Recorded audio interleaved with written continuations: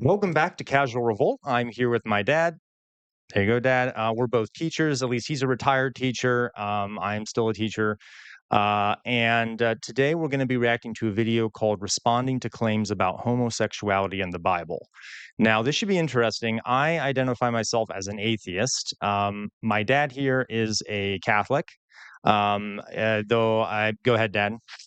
Um, Little disclaimer here I want to put out before we actually get into this is that actually, before my son was even born, I I was in training, what are you going to call it, education classes to become a deacon in the Catholic Church. Um, and I went through like 2.5 years of the 3 or 4. It's been a long time ago. I don't remember. I just know I was 1 year away from ordination, but I was in that and going through classes at a pontifical college nearby and with other candidates. And I decided after quite a while I can't do this anymore because of some things that were being said and issues with we say this, but and I thought I can't do this. This isn't you know this is playing some politics now, and I just don't want to do that. So I dropped out. Okay, so we're going to be reacting to this video, responding to claims about homosexuality in the Bible. What you're going to see here is Dan McClellan, I think his name is. He's a biblical scholar, and we'll see what kind of discussions my dad and I get into over this. And here we go. Was the word homosexuality added into the Bible in the 19th century? Is it actually even really a sin? Can you be born gay? Are you able to be Christian and be gay? Let's talk about all these things. All right, let's see it. First of all, I want to ask, does she have any credentials, the actual in-depth knowledge that you need to even discuss this? Or is it Well, just the Bible? well, in my opinion, I don't like. You mean like does she have credentials, like theology credentials, or? No, I said, because I said, what credentials does she have to discuss this? What is she an expert in? Is it just the Bible? So I'm looking Okay. at more or less modern day, here we are, 2 to 4,000 years later. Is Mm-hmm. she just relying on 2 to 4,000 year old information? Oh, I agree with that. Right. Okay. I believe as Christians, we are not supposed to shy away from conversations like this just because they may be harder, but we should talk about them in grace and truth, just like Jesus did.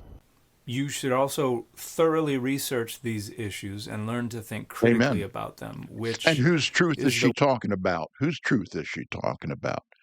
I mean, we should know this now, is that it seems like wherever you go in the world, there are people there who have the truth. There are so many truths out there that contradict each other.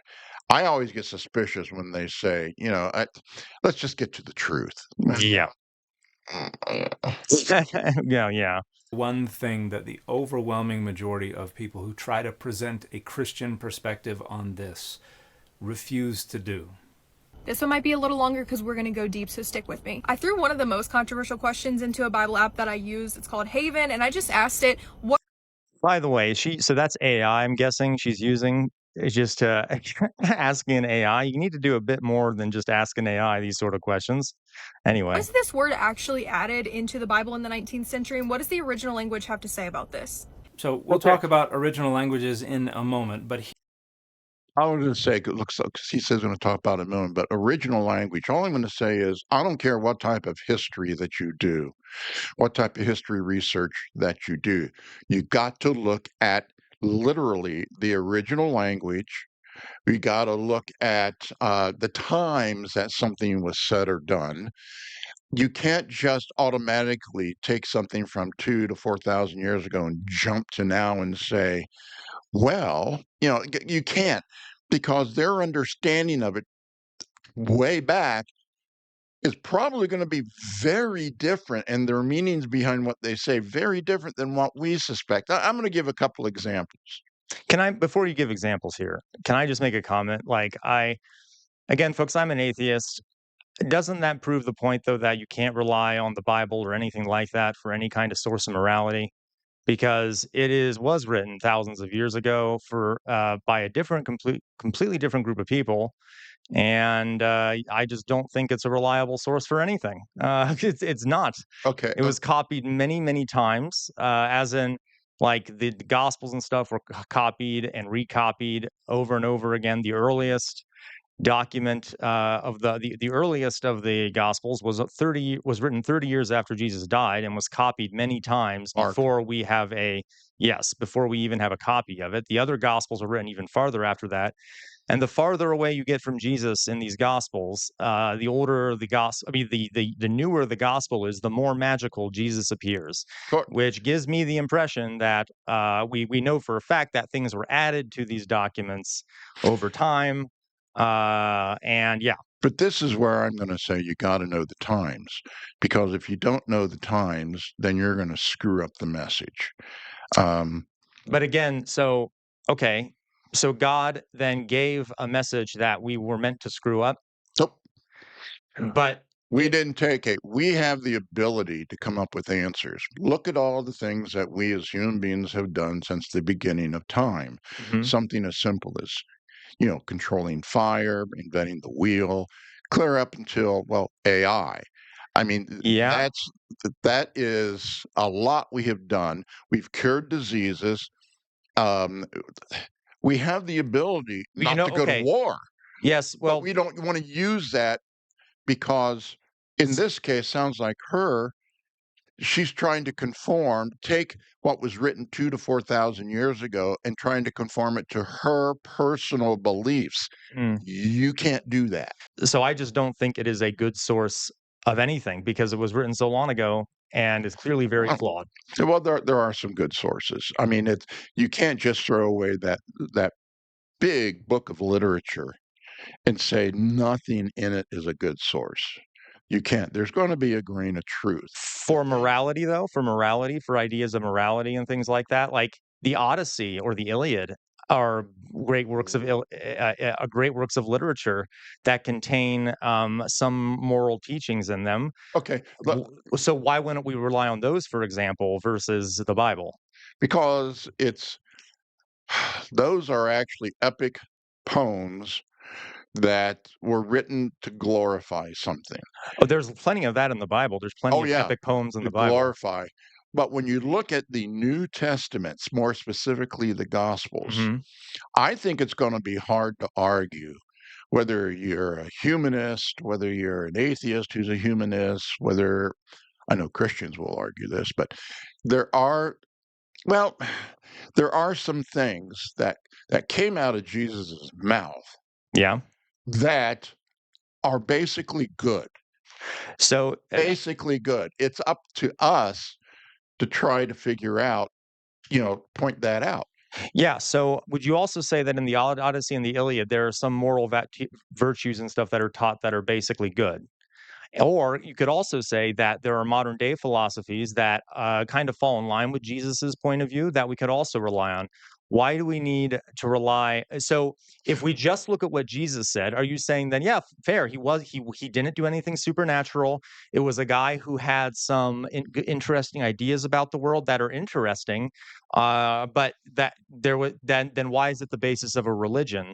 If it was just that he had a few good moral teachings with nothing supernatural attached to it.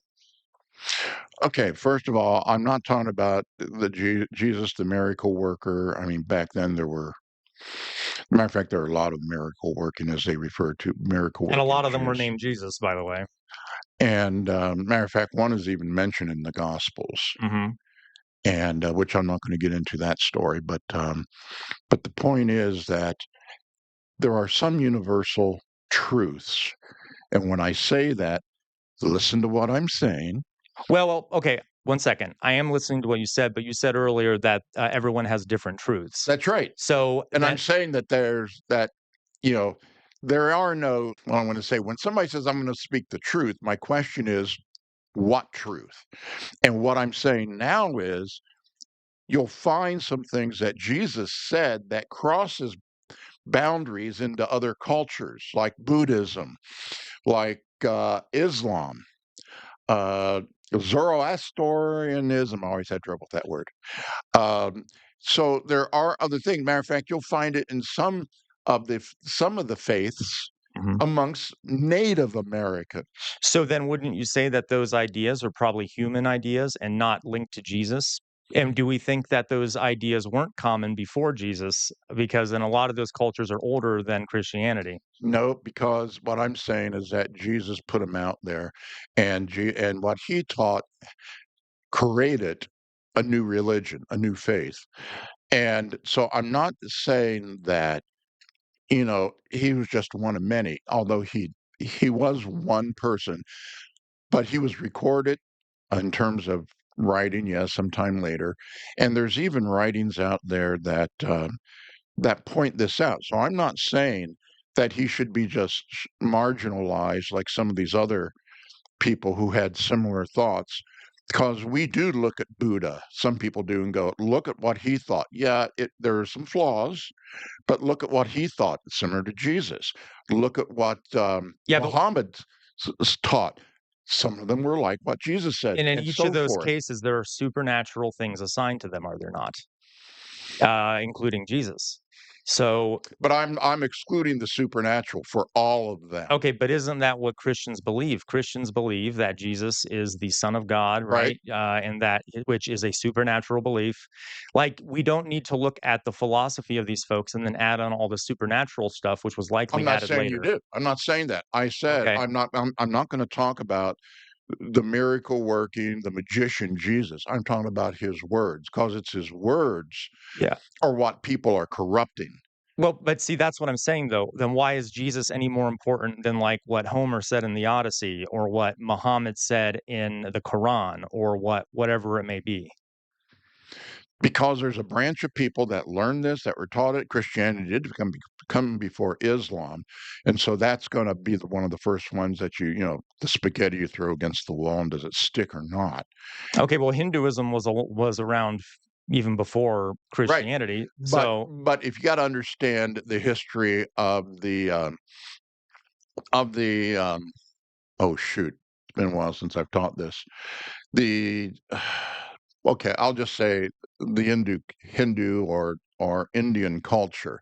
mhm, It was somewhat isolated mhm. and hadn't spread very far. Yeah, no, I'm not talking here about the historical importance of the figure of Jesus. I'm talking here about using it as a source of morality that you base your whole worldview off of, that anyone would base their whole worldview off of or form a religion around. I just don't think it's a good source of moral teaching, nor do I think I mean So like it's a bad source. yeah, Treat it others as absolutely you want to is. be treated. That's a bad source. No, no, no, no, no. I'm Okay, saying what are you that saying then? all the religious stuff around it, all the supernatural stuff around it, Okay, you keep the bringing up. idea of wait 1 second, the idea of treating others as you want to be treated is a basically a cultural universal. Almost That's what every I said. culture on earth, right? So Jesus in that way isn't terribly special. I'm going to be honest with you.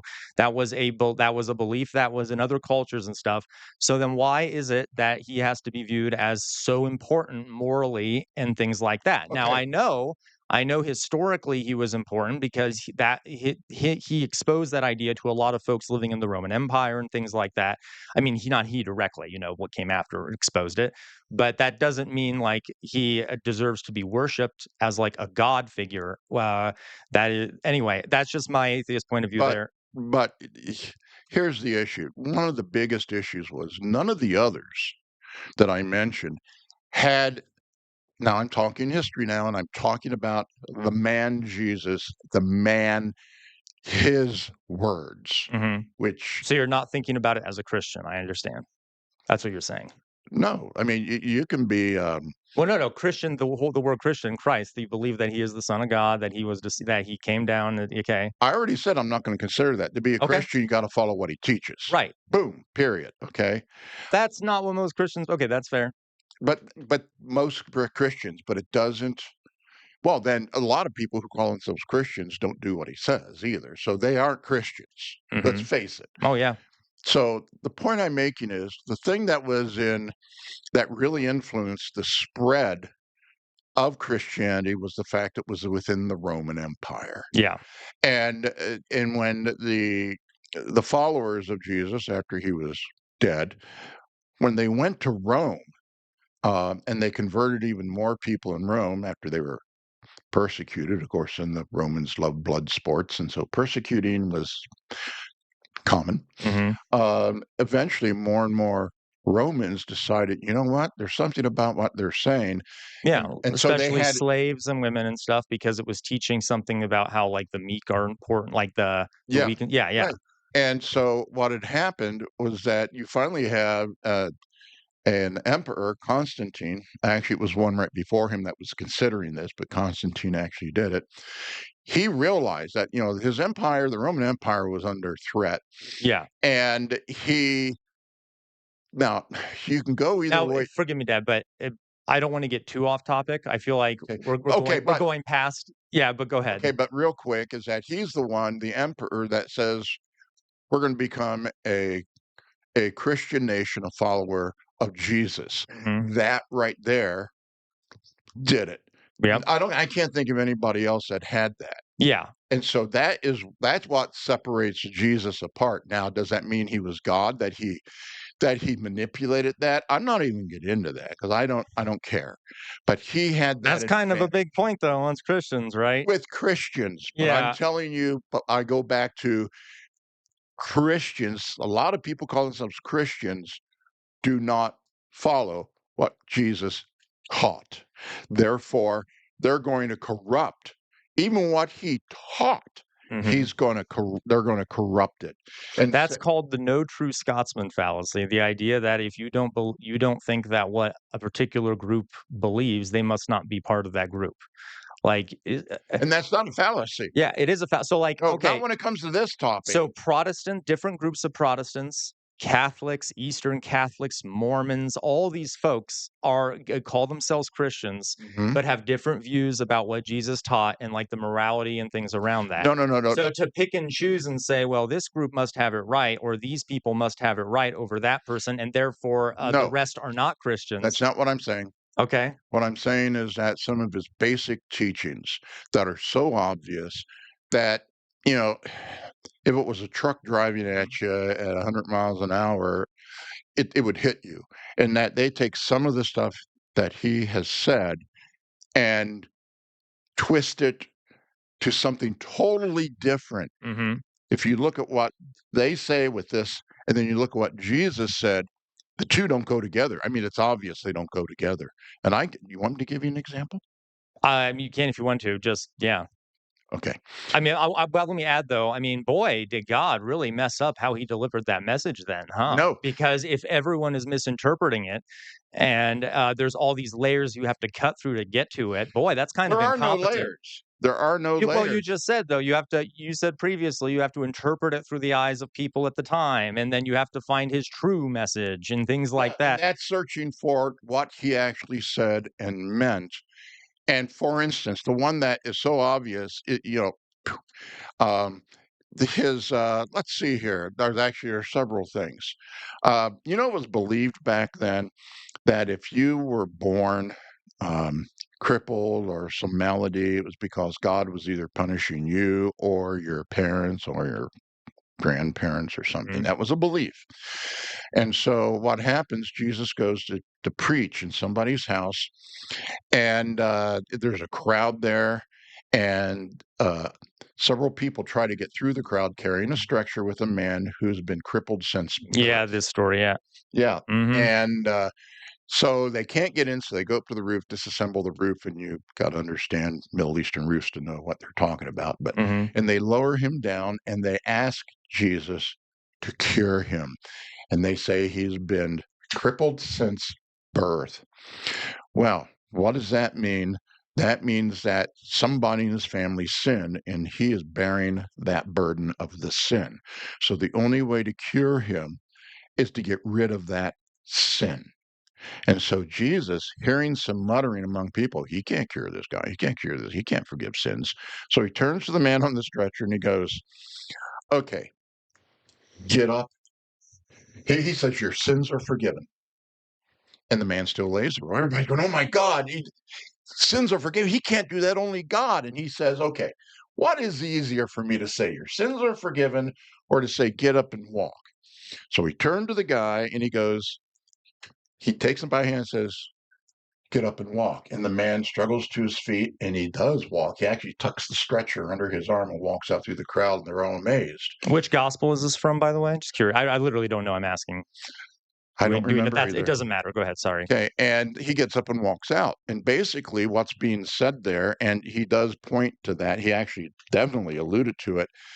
This man isn't crippled because of some sin. He's not being punished by God because of sin.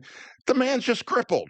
Okay, so, But but again, people misinterpret that. I mean, do you blame them? The earliest gospel was written 30 years after Jesus died. We don't even know if that event happened. That all that stuff could have been Wait added a to minute. it. The guy probably didn't get up. I'm almost But Christians, 100% certain that the guy didn't magically start walking after that. It was that's beside the point. We're talking about the message there, okay. and the message is, you're not going to be punished just because you're sin. God isn't going to do that to you. Because look at this guy. And yet there are Christians today who will see that and basically say things like, "Oh, but for the grace of God, there goes I," when they look at somebody disfortunate, or, Mhm. you know, pray to God, He'll forgive your sins and everything will be all right. That's not what's being said there. Okay. Okay. And they're missing that. They're just totally tossing aside that one story there. But that story is also teaching that the Son of God has the power to heal people and has the power to relieve people of their sins, which I think is immoral because I believe in justice, not just universal But forgiveness. Though, he was okay, trying to make a point. He wasn't the fact that he says your sins are forgiven. He was making a point because he heard the people, how's he going to cure him? This guy is a sinner. And he basically went, okay, I'll tell him the sins are forgiven. mm. But then I'll tell him to get up and walk instead, and he will walk. It See has now, nothing to do with sin. if I were reading that as a modern day Christian, I might think, oh, so the way to cure being crippled is to pray and to get Jesus to come down No. and heal you. See, I'm that's just saying, mistaken. They're not. but again, that's a very unclear message from that No, passage, I wouldn't think you it's say? clear because now I people think are. he should have been more frank. Not that we even know that's what he said because it was written many years after. Okay. Or how about the prostitute? It was, you take a prostitute to the edge of town, you put your cloaks on the ground, you take rocks and Mhm. stone her to death. I want to mention her because the Mhm. men were, it was the women. And he basically tells people, if you've not sinned, if you've not done something wrong, sinned, whatever you want to call it, depends upon Mhm. the translation, Yep. cast the first stone. Yep. And they all looked at each other, oh, God, we're not perfect. So they walk away. And so, Do you know what that also implies? It implies that prostitution is in fact a sin. He's saying that, yeah, she sinned, but all of you have too. And I don't think it's sinful to be a sex worker, especially if you're doing it to survive and you're living in the Middle East during a period of extreme poverty, and that might be all you have to do. So to be like, oh, well, she's a sinner, but all of you well, are you got too. to understand this was tied to killing her, Yeah. and you don't do that to men. So the whole system was totally rigged. Well, right. And so basically, Jesus turned to this prostitute, and you shouldn't be talking to her because she's dirty. He talked to Mhm. her, Mhm. Oh, good. So and people, he made progress of a sort, but still viewed it as a sin, which is okay. Go ahead. and once again, he's making a point that don't go and do that. I mean, we don't know who her partner was. It could have been somebody married. I don't know. Mhm. Uh, so basically, he's telling people, hey, before you go and point your finger at somebody, look at yourself. And that's something that even people that aren't Christian will say. Mhm. Look at yourself. A lot of Christians don't do that. And I think it's kind of blasted obvious there. Okay. Shall we If you continue? have an open mind, it's blasted obvious. Oh, okay. Yeah. Let's keep going. That there's not really anyone who's arguing that the word was added to translations of the Bible in the 19th century.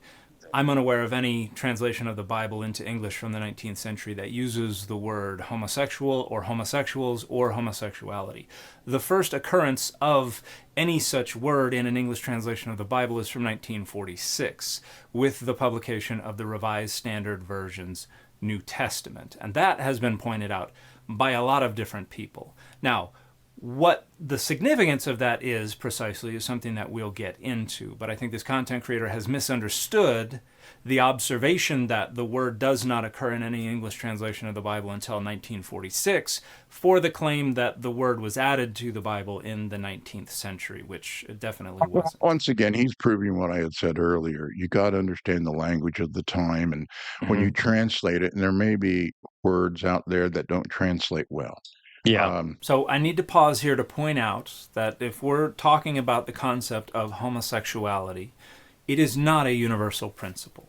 Because when we use the word homosexuality in English today, we are primarily talking about a specific sexual orientation. And with that usage comes all of the baggage associated with the modern scientific understanding of sexual orientations and human sexuality. And this understanding is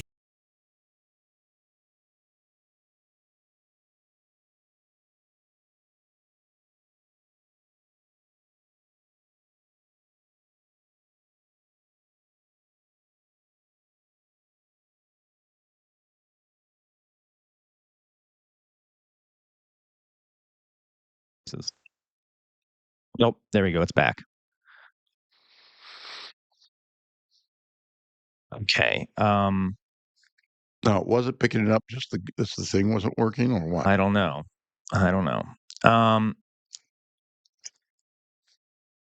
So I don't know. Okay, we'll just continue and we'll see what happens. Okay, continue. Really been developing since the 19th century. They understood the impulse to engage in same-sex intercourse in wildly different ways in the ancient world. So when we talk about homosexuality, we're primarily referring to a conceptual suite or a configuration or a constellation of ideas that is entirely modern and is not universal. And as much as I loathe having to appeal to a dictionary, here is the OED's entry on homosexuality, and I show it only to point out that sense number 1 is the state or quality of being sexually or romantically attracted to people of one's own sex, homosexual character, nature, or identity. And then 1B is homosexuality as a count noun, a homosexual nature or identity, a particular experience or expression of this. So the primary sense is in reference to the modern scientific notion of asexual orientation. When we get down to sense 2, we get sexual activity or behavior between members of the same sex, homosexual sex. So this is where someone who may not have a homosexual orientation could still be understood to be participating in homosexuality in that secondary sense of any same-sex intercourse. But that is the secondary sense. And I'm trying to I do want to point out, I really, really agree with him in that our sense of what homosexuality is different from back then, and you've got to understand that difference. I'm going to give a very simple example. You know, the original writings of the 4 gospel writers were not done in Aramaic, which Jesus probably spoke, okay? One of the gospel writers wrote in Greek. And when you translate from one language to another, you're going to get some discrepancies because there's going to be some words, some terms that in my culture, I just don't understand quite what you mean by that. And I'm going to use 2 examples. In German, there's a term that is Gemütlichkeit, which is not translatable in English. It's a feeling, but it's a feeling when you get around your friends and you celebrate. It's not just a feeling, it goes deeper. But we have a word. We don't have any words to actually pin that down, so we would have to make something up. And that could end up coming across as being totally different than what the original writer or sayer did. Second one, Jesus was nailed to the cross. The nails were put through his hands. Okay? Hands. His wrists. You can't put nails through hands. It'll tear through the flesh. Hey, let me finish. Okay, just saying. Let me finish, you Marxist. Marxist by saying. But seriously, the translation had been for centuries the hands. But when you look at, and this is coming from one of the writers who wrote in Greek, in Greek back then, it was their understanding that when you say hand, back then, you meant this whole part I got you. of the body. They did not separate the wrist from the hand. But later on, when it was translated into English, the word that was Greek for hand had changed over time to mean just this. So they automatically assumed the modern translation was the correct one, when in essence, it should have been this. And now, most researchers, scientists, whatever, said when you crucify somebody, and if you put them through the hands, it ain't going to work because it'll just rip right through between the phalanges. I like saying that word, phalanges. It'll go right through the phalanges because of how the bone makeup is. But you put it there, and they've actually found proof excavating around that time period, Roman occupation of the Middle East, finding remains where nails have gone through here on a person and also on the ankles or the heel of the person, not directly through the foot. So that's a real simple example of how time and not understanding the people and the language from way back when can really corrupt, Mhm. and not just biblically, but a lot of stuff. That's why it's so important to understand the language and the people at the time period. Okay. Mhm. And as I would always tell my kids, say, well, if that's the case, um, why didn't why didn't Jesus just talk like he is God? Okay, now let's pretend. Okay, if God, the creator of all things and knowledge of all things, decided to come down and he himself, I'm sorry, God is neither male or female. God comes down and goes, okay, I'm going to talk to you in a way that I know. We'd all be standing there looking at him with this blank look going, what the hell is he saying? Okay, because it'd be so above us if that was the case. So when it comes to the time period, Jesus, he has to use the language that the people understand. It's kind of like Washington and the cherry tree again. Well, why doesn't People would it? have understood that back Okay, then. I don't really want to get into this, but if God is so great, powerful, all knowing, why doesn't he just like project the knowledge of himself into everyone's brains then? Why does he even need an intermediary?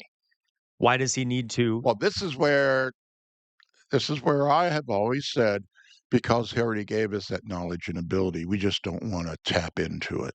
So he made us not able to understand him. No, Okay, but you agree then that if he gave us that knowledge that made it possible for us to misinterpret and things like that. no. Well, then what are you saying? I'm saying that we have the ability to do research, to go after the truth. It may take us a while to get there, but it is there. But too many people get lazy. And instead of going after the truth that's out there in the world, and I'm not just talking spiritual truth, I am talking also scientific truth, all that. There was no science at the time that he would have been quote unquote coming back to talk to people. Uh, don't say that to the Greeks. No, you know what I mean. This what we're talking the whole planet. This was pre-scientific Right. era, and he came to one specific area in the Yeah. Middle East. Okay, and then Okay. instead of just giving the knowledge, he lets people who don't have access to who many of whom are illiterate and things like that, and they may not fully understand the word, but then the excuse that he gives is, well, you can figure it out yourselves. I don't Wait a buy it. minute. Give me the word. I think he was pretty plain in what he was saying on some of his stuff. Even if you view him as a sage or a philosopher, he was pretty plain in what he said. But it's the understanding behind what he said is that people don't want to take the time. They take what is said, and it doesn't matter if it's Jesus, if it's Abraham Lincoln, if it's Gandhi, if it's Donald Trump. Um, People want to take what influential people say and mold it to their worldview instead of taking their time to go, oh, I was kind of selfish on that understanding because I made it conform to me, not to what it really is. Mm. That's what I'm saying. So God made us flawed that we couldn't understand his word. No, we can, but we don't want to take our time. But that still a lot of people can't understand it because they don't have access to those things, or he made us in a way that makes us able to misinterpret. But I mean, we don't have access to those things. What things? Well, no, like so whatever he was trying to communicate, a lot of people still don't. If there is an original true word of God, still don't, according to you, still don't understand it or know it. So he clearly was flawed in how he made us, which sounds like incompetence to me. Well, I'm talking about Jesus's teachings. Now you're going back into the Old Testament, which I said I don't really want to address. Oh, 'cause no, there's no, no. No, no, no, no. many things. I'm talking about Jesus's teachings. Isn't it clear that a lot of people misinterpret those teachings still even today, and a lot of people don't even abide by it? I Yeah. get the globe is a big place with lots of religions. Well, as I said at the very beginning, I'm talking more for the Christians here. Oh, Because okay. these people Yeah. that do this stuff, warp it, are the very people who say, "Oh, I'm a follower." Okay. Okay, and so it doesn't take a rocket scientist or a, I don't know, God scientist to figure out what he said. He really made it simple.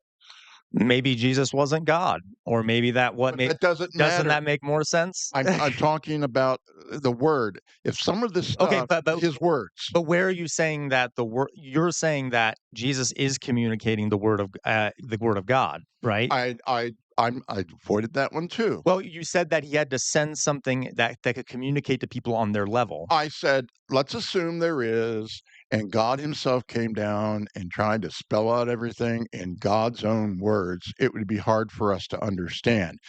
But if you want to go the Christian route now, that's why Jesus was sent. I know a lot of people think that he was a prophet. Okay. Uh, Jesus was sent because he was human. I'm not even going to touch on the God part. He was human and could put better into terms for people to understand. I mean, He it's didn't like, do a very good job because a lot of people still don't understand.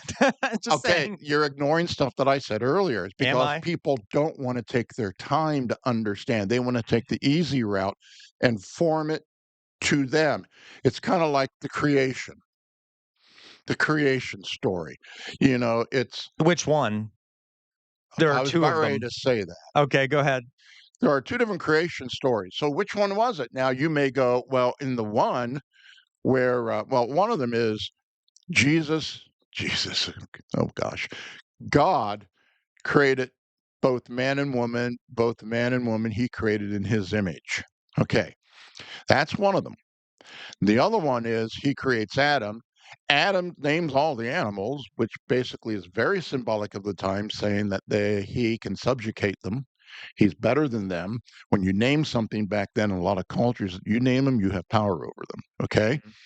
So he names all the animals, but he's still lonely. So what does God do? He puts him to sleep, takes out one of his ribs, forms a woman, brings a woman to Adam, who says, "Ah, finally, somebody like me. I shall call her Eve." Well, that means he now has power over her, and that is a teaching a lot of Christians have picked up on over the centuries to explain why women are, second class, and why men should be at the top, partly because of that. But also, some people use the excuse of, "Well, you've got to understand that that first creation really didn't work out." So you're saying that God blew it? Well, yeah. And they say, "Well, no, no, no, no, no. You got to understand. Lilith was the wife, the first wife. I don't know if you ever heard of this. I did, yeah. Yeah, Lilith, and she was bad news for him because she wanted to be in control, Mhm. and she shouldn't be. After all, Adam named her. Okay, so she wanted to take control of everything, and so she was banished by God. Now, you don't find that in the Old Testament. Right. That is a myth that developed years ago to explain the fact that there's um, two different creation stories. Mhm. So, and rather than modern day people looking at the two creation stories and going, "Huh, you know what? I'm gonna I'm going to say that first one was Lilith. They're making an excuse rather than accepting the fact there are two different creation stories. Therefore, we got to figure out why. Well, Why are there two different? but I know you said this before. You don't view those stories as literal. You've even told me they're symbolic or whatever the case may be, right? Yeah. I will ask this though. Okay, so I don't fully know the history on this, but I'm guessing people back in the time did believe those as literal, right? Like way back when. We're talking like at the time it was not like time it was written, but the people in the Middle East at the time who believed this. Well, there's some modern scholarly evidence that says that the authors, who would have been Hebrew, Hmm. um, wrote it up not as a science Hmm. book, but wrote it up as everything everything was created by God. Therefore, everything we have was given to us by God, Okay, I'm and not. therefore we got to treat it with Yes, respect. no, but I understand. I'm saying though, but people did view it as literal, A and lot of them did. especially, I mean, up into pretty recently, like Well, before the Enlightenment in and stuff. absence of science, Yeah, exactly. So why did God then lie to everyone? he didn't. That's what I'm saying. Okay. It's No, more but about listen. Okay, sorry. But I'm framing this really badly, Dad. That's why I stopped you, okay? Like, if that was the story according to the Old Testament, I know you're not a big fan of the Old Testament, right? That's what happened. Um, why was the story of the creation communicated? Because a lot of folks believe that's the word of God. I know you don't. I'm just saying that story is. Why was it communicated in a way that was a lie about how the world was created? okay. Number one, there was a meaning behind it. It's kind of like Yes. like a parable. You shouldn't have taken it, straight on as it's said. Number one, and matter of fact, there's some proof that the author probably did have a meaning behind it, not straight ahead. Yes, but again, though, then why not just be straight with it? Well, Why tell a story that is not that it tricks people into thinking that the world was created in a certain way? once again, you're going back to that view. We have the ability to know that. But And people at the time didn't. we prefer to take, for instance, it's a lot easier for me back then, a man, to show that I have power over my wife. My wife doesn't have power over me, and make sure the laws are all in my favor, not her. If I go and say, "This is what God did," or go to the second one, "This is what God did. He created woman." Secondary, we named her, and we know in our culture today that naming something gives us dominion over it, Okay. rather than thinking, So it's not true then. I mean, as in those two I already stories. said it's a parable. Right. It's a parable, but it's a parable that reinforces, as you just said, hierarchies of power between men and That women and people things like that. refuse to look at the message behind it. But again, the message has so much in it that is reinforcing these structures of power. What do you expect them to be able to do? Find the meaning hidden underneath all those layers of falsity? Well, once again, it appears that possibly the first authors of that had a parable behind it. Right. Obviously, somewhere along So it the wasn't the line. word of God. It wasn't God. Well, I'm God not didn't. talking word of God now. I'm talking about Okay. what Christians today want to grab onto, and why they don't look at the real story behind it.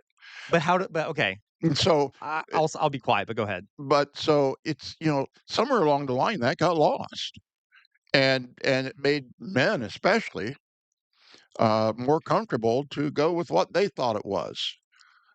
And modern day scholars are rediscovering this, going, well, they had it right at the very beginning, but people screwed it up later on. Okay. Shall we continue? To be clear here, that when we're talking about homosexuality, the primary sense is a specific package of concepts and ideas that is not universal, that didn't exist when the Bible was being written. And so the authors of the biblical texts cannot be talking about homosexuality as the concept is primarily understood today. Where the word homosexuality may not have been used in the original manuscripts, as no English word is, and in the 19th century, the word homosexuality used as more of a general term to describe the concept written about in the original manuscripts, the Greek word arsenokoites is used. Arsenokoites is a compound word. Arseno meaning male, koites meaning bed. There's a common argument with interpretation that this is actually talking about pedophilia, but that's not true. If that was the case, then this Greek word here would have been used instead of arsenokoitos. This word that's often used in the New Testament to describe homosexuality is just a general term to describe sexual acts between the same sex. So my main concern here is the fact that arsenokoitos is not a general term that just refers to same-sex intercourse in general. It is a specific term that refers to a man who takes the insertive role in an act of male same-sex intercourse. And one of the ways we know that this is specifically referring to the man who takes the insertive role is because in 1 Corinthians 6:9, this word occurs right next to malakos, which literally would mean soft one or something like that, and is widely understood to be referring to the man who takes the receptive role in an act of male same-sex intercourse. And so a contemporary colloquial way to render these two terms would be bottoms and tops. And so I gotta say, I mean, according to, I think he's talking about Paul, I'm guessing, or someone. I think for the Corinthians. Oh, Okay, Corinthians. Yeah, that yeah, would be Paul or It- Barnabas. yeah, one of the two. But so I guess according to that text, being a top is evil, but being a bottom is fine. That's interesting. I didn't even think that's very obviously. I don't So, care either way what people want to do. I'm just saying. I just thought that was funny. so in other words, and I'm not trying to be funny here, although it'll come across I that know. way. It's hard So to think. basically, there's only a few positions you could use that will actually be pleasing to God, Yeah. which makes me shudder to say pleasing to God. Yeah. Which But is also like, why would God care? yeah, Like he has other things to like if you believe in God, he has other things to worry about. Why would he always being obsessing about what people are doing with their genitalia? And they're not hurting anyone. Who cares? and if you want to get into what God said at the end to Adam and Eve, he says, "Go forth and multiply." He didn't say, "Go forth and multiply," and use this book to know what positions are better. Don't use in the future. There's going to be this book called the Kama Sutra. Oh my God, stay away from that. It's this book, and I put pictures. Right. Oh, okay. And if we want to stick with the Old Testament too, a lot of odd sexual practices going on in the Old Testament anyway. Okay. Yes. So if you say tops, you're not referring generally to any same-sex intercourse. You're referring to a specific role within a specific act of same-sex intercourse between men.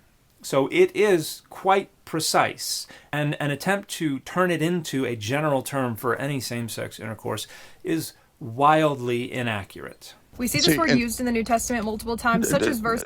Just briefly, it goes back to something I said earlier, is that obviously, since she's up here now, she didn't understand that whole history of the word and what it meant at the time period and what it means now, what it meant back in the 1800s. She's just using the English translation as is without understanding. Yeah. Do you think she has the ability to try to learn that? Oh, of course she does. Yeah, there you go. That's what I was saying earlier, but she'd rather not. Yeah. Yep. She'd rather not. Yep. And this is why biblical scholars are important because a lot of those languages are dead or aren't used anymore. So it takes a lot of learning to be like an actual good scholar of the Bible because you need to be able to see what the original translations are and things like that. Okay. This is like 1 Corinthians 6 and verse 9, and it says, "Or do you not know that the unrighteous will not inherit the kingdom of God? Do not be deceived. Neither the sexually immoral, nor the idolaters, nor the adulterers, nor men who practice homosexuality." Yeah. Okay. If she's going to attack homosexuality, she just read a short list of some of the things, and I say that's a short list because there's a lot bigger list out there. But it's, she said idolaters. How many people put money ahead of helping their fellow human being? Mm-hmm. That's an idolater. Yep. And also, too, adultery. Whoo! If you looked at adultery, then they're all going to burn in hell also. And when I say they, and let's discuss what adultery is briefly, even our own president has committed adultery. That's for sure. He's going to burn in hell then. Mm-hmm. Okay. So why does he have so much support amongst evangelical Protestants? And early on, too, some branches of Christianity, a large part of them, considered divorce and remarrying as adultery, because whenever God when a man and a woman join together, they become one according to the gospel. They become one, period. You can't break apart that one.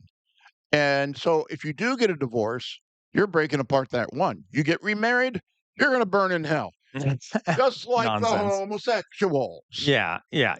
Let's not forget that, people. Yeah, Yeah. And now we would say, those of you that don't agree with what I'm saying will say, well, wait a minute, that's not what that means. We understand it to mean blah, blah, blah, blah, blah. Okay.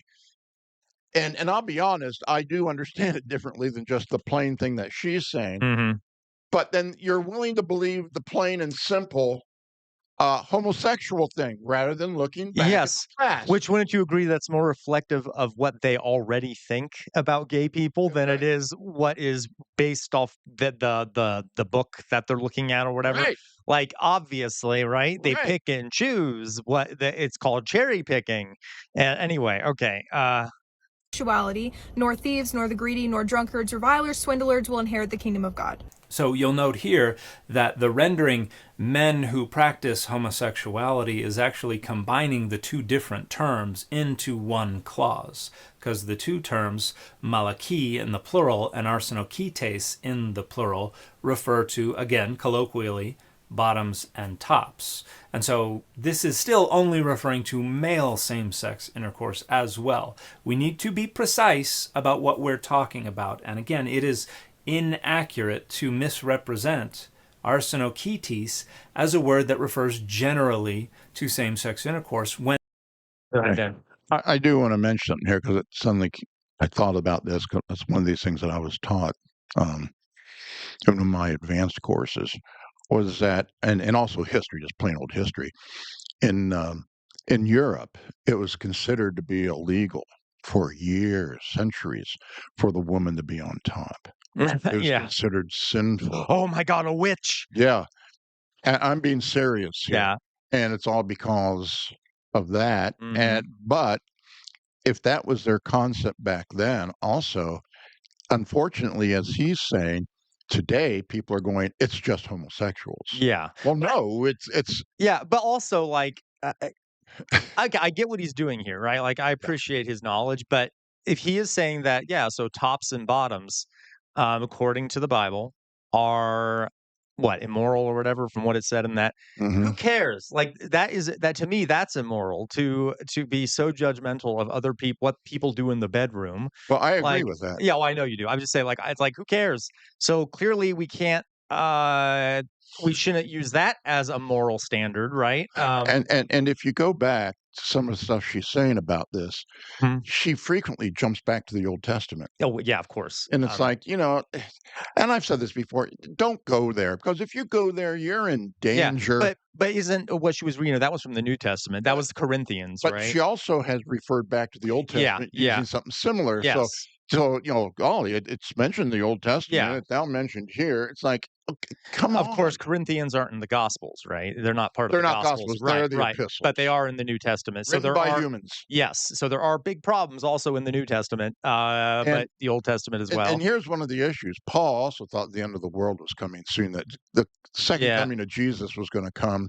And as a result, a he had lot of early Christians did, but go yeah, ahead, yeah. and he had all these rules and regulations that you got to follow if you really want to get in heaven. For instance, one of the rules was that stop having sex because it's dirty. Yeah, isn't there I've heard some theories that Paul was actually asexual or he had experienced some sort of sexual trauma. And so, like, I know these are all conjectural, but that he may have been placing his own kind of weird worldview on everyone else. But anyway, Well, for uh, one thing, to understand Paul real quick, yeah, Saul yeah, originally, yes, he was a metropolitan Jew back hmm, then.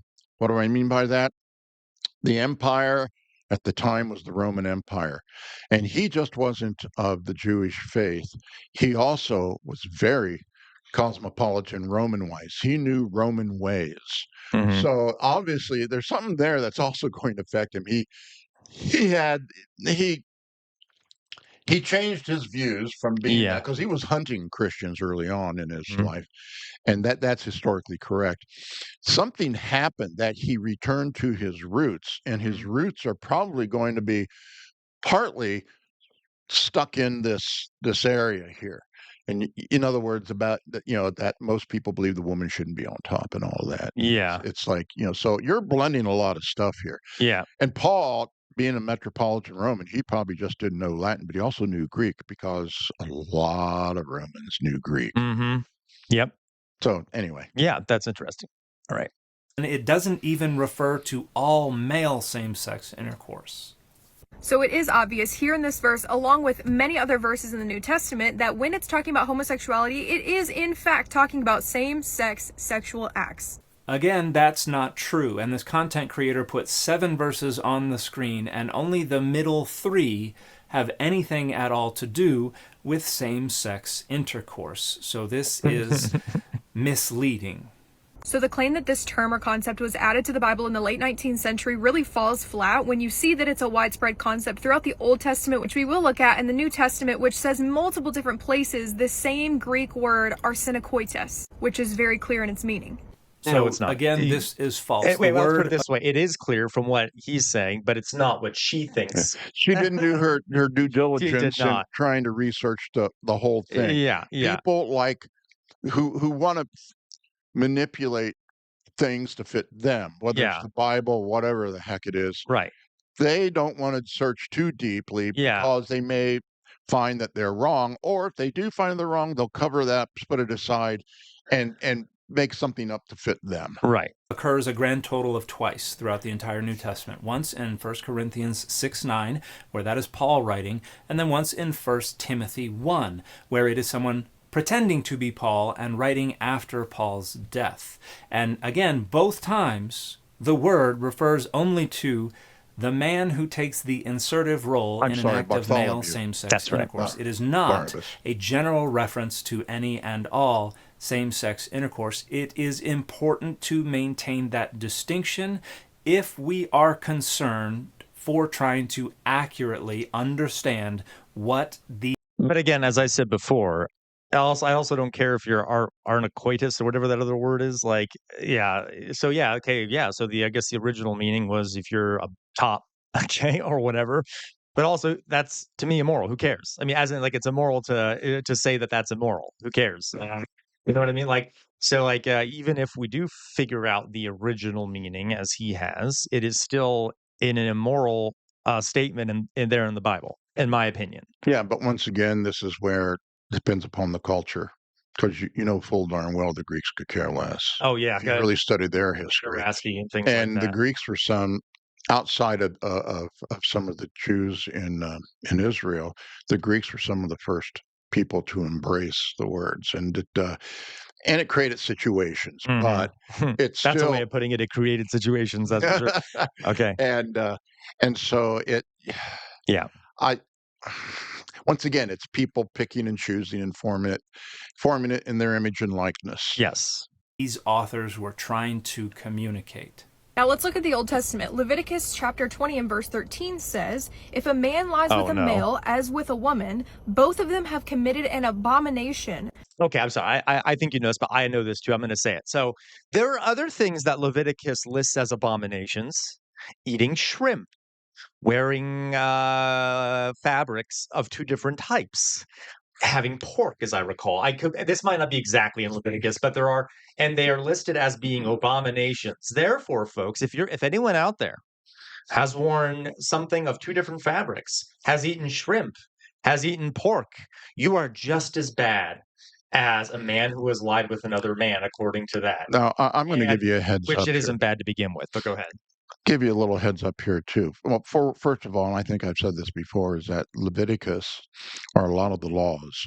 A lot of them called the laws of Moses or Mosaic law, and that by tradition was handed down to Moses about the same time as the 10 Commandments. So they all came from God. So we're breaking the law every which way. And if you break the law of Moses, you're going to lose your salvation. Which brings me to this. This is a warning. Okay, all of you women, and I hope, and I'm being serious now. Oh, I know what you're going to say. Yeah, and I'm going to speak directly from Leviticus. If you are menstruating, you've got to lock yourself in a special little room and stay there until it's all over with, and then you got to take a ritual bath. You're not allowed to leave. So I hope, and there are rare cases you're allowed to go out with a male to escort you in the public, but you also have to yell, unclean, unclean. Yeah. So if you are sitting and watching this with other people, and it's this your time of month, you're going to burn in hell. Yeah, exactly. And see, this is what is so you see how people cherry pick, right? There's a lot of pretty horrific morality in Leviticus. And there's we're not even talking about all the rest of the misogyny in the Bible. But that's one very egregious example of the horrific misogyny and sexism in the Bible. And a lot of Uh, this, and I did want to throw into a lot of this stuff that we're talking about, the different laws, there's a heck of a lot of people of the Jewish faith. They don't even follow all of them because they realize, well, at the time, that's why they said this. yeah, At the time, this is why this is said, but the time has changed. We don't need to do that anymore. right. And so, but there are hardcore Christians and that that want to go, oh, I don't care even if God's chosen people have said, well, these are different times. You got to understand the times back then because I refuse to understand that. Now, the word homosexuality wasn't even used here. It's actually describing the act of homosexuality. And so the argument that that word was added can't even apply to this verse. It shows clearly that the act in which we know homosexuality to be today was an abomination even in the Old Testament. Oh, God. And here's where it is important to acknowledge that homosexuality primarily refers to a sexual orientation. And the concept of homosexual orientations today didn't exist when these texts were being written. The practice of same-sex intercourse obviously has always existed and will always exist, and that was understood.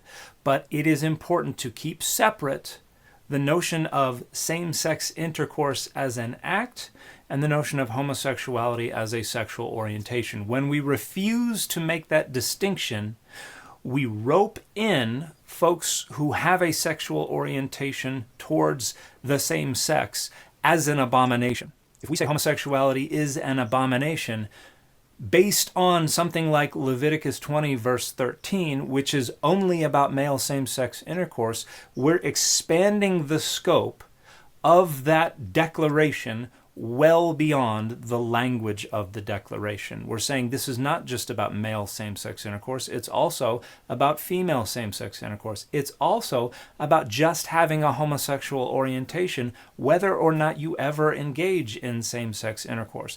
That's the scope creep that results from refusing to understand, much less acknowledge, the difference between homosexuality as a reference to a sexual orientation, which is the primary sense of the word as it is used today. Wait a second, sorry. And the notion of homosexuality as any reference to any kind of same-sex intercourse, which is only a secondary and less common use of that word today. Then Go ahead. I guess my best question is this goes off several things that have been said here over the time, but came together with him. So basically, you take that on top thing, you take that on the definition of that being soft, the soft one. So basically, what we're saying is that, and the whole idea of inserting homosexuality, since women don't have the organs for that type of sex. I'm sorry. Oh, you mean for doing I see what you're saying. Okay. Yes, putting one in the other. Yeah. Then, according to her speaking here, women are not committing any or breaking any type of biblical law by having sex, right? I mean, think about that. Yeah. Well, I mean, I don't think there's anything wrong with any of that, but I see. No, I don't either. I know you don't. You're saying, yeah, but You got to be consistent if you're going to go that route. I see what you're saying. I'd rather not have you go that route. Right. Meaning the route that the young lady's taking here. Right. Okay. So we're going to finish up this video. We'll do a part 2. So please keep a lookout for that. Thank you for watching, but we will put out a second one. And just one